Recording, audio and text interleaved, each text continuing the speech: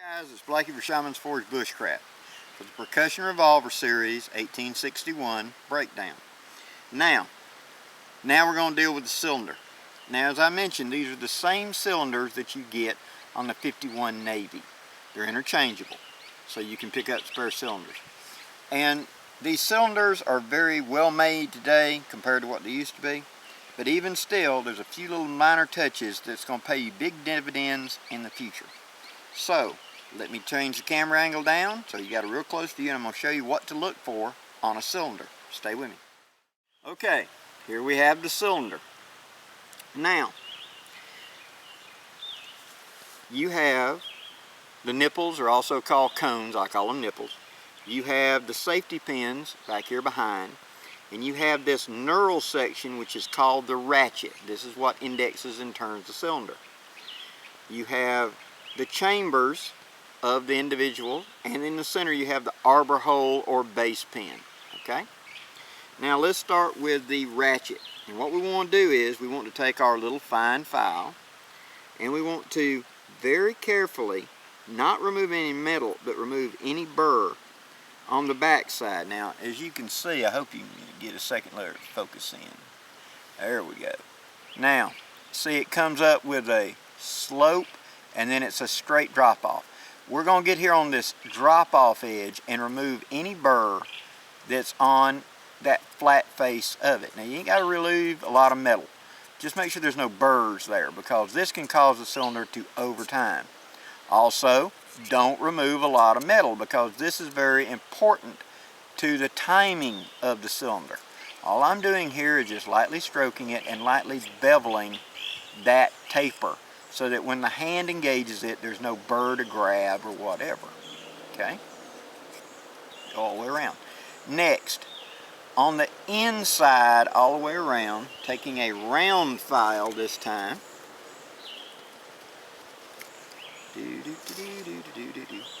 Taking a round file, we're going to go on the inside and we're going to pull up and outward, so that in the cutting of this ratchet, if they roll the burr to the inside, we get rid of it. This will cause it to drag on the arbor or base pin, and we don't want that. Now, if you don't have a small file like this, wrapping fine sandpaper around a wooden dowel and sticking it in here works good. Again, all we're doing is making sure that inside here there are no sharp edges that's going to hook us. And I'm just going to sit there and do like that, making a 360 around the thing. I know this is difficult for you to see. I'll try doing it this way, like this. So like right there's one. Until I get all the way around and stick my pinky in there and turn it and make sure there's no sharp edge. Now, of course, you're going to have the sharp edge of the actual ratchet, but I don't want anything on the inside. Looking through it, it should be as smooth all the way through. Okay? Now let me move the cylinder back. Let it focus. There we go. Now, you're going to need a nipple wrench. This one, sold by Traditions, also comes with a vent pick. We're going to start with a vent pick. You can also do this with a sewing needle. We want to clean this cylinder thoroughly ahead of time using hot tap water, just like we're cleaning a dirty cylinder for shooting. And we have blowed through the cylinder with mouth pressure to try to clean out any of these. Then you want to take something like a pipe cleaner and go into each one and clean it. Now, taking the fine needle here, I'm going to run through each one, kind of swirl it around and make sure that it's a clear open chamber in there. So there's nothing in the way. Now, when I got this one, I did have a problem. One of the nipples was actually plugged up from the factory, would not function, and I had to use a fine little punch to push it out with, and it turned out to be a little bit of a metal shaving stuck in it. So that's why we use the pick, to make sure that all are clear. Now, using the nipple wrench, one of these I've already broken loose. Now, this is going to be the most trying part of working this. You have to get the nipple wrench on it, and you have to bear down a lot of tension and break it loose. It is not going to be easy. I'm not going to lie to you. All right, this one. I've already broken this one loose. But unscrew it. What I typically have to do when I'm doing this is either pad and lock the cylinder in a vise or get someone nice and strong to hold it so that I can take both hands and bear down. You do not want this to twist. You do not want the lips of the nipple wrench to twist, or these soft lips will bugger up. Now, here is the nipple. You want to make sure it's a clear channel.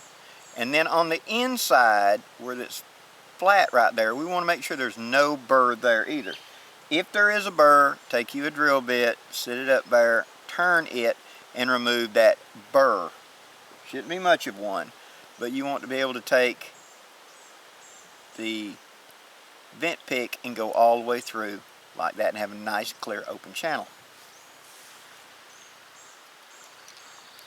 Now, once you've taken all the nipples out, you've cleaned them and etc., grease them with whatever grease you're going to use, but definitely grease them before you put them back in, because quite often down there in that hole is bare metal, and these things will very quickly become one solid mass and you can't get them out. And if you ever want to be able to take this out in case you airball and forget to put powder in, you have to be able to take the nipple out the back to get the bullet out. Okay? Tighten that down. Now, the mouths of the chambers themselves. Take your finger and roll and make sure that they're not wire edged and sharp either. If they are, get a proper size drill bit and chamfer them.